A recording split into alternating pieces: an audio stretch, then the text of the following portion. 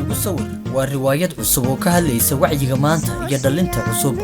riwaayadda igu sawir waxa ay si gaar ah u taabanaysaa baraha bulshada oo ah kuwa ugu mashquulka badan waqtigan la jooga. riwaayadda igu sawir jilayaasha ka qaybgalaya ayaa waxa ay kala yihiin Xaaji Qamsiin oo ku jilaya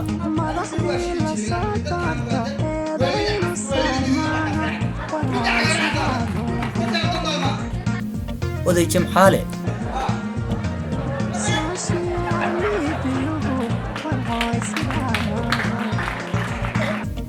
Xaaji Shee,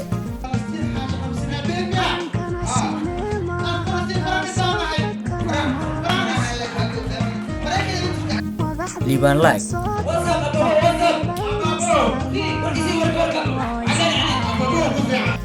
Deeqo,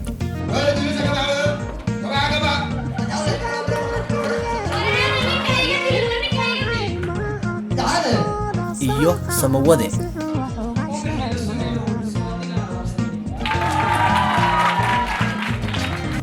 riwaayadan waxa ay ka hadlaysaa dhinac walba iyo weliba saameynta ay leeyihiin aaladaha bulshada.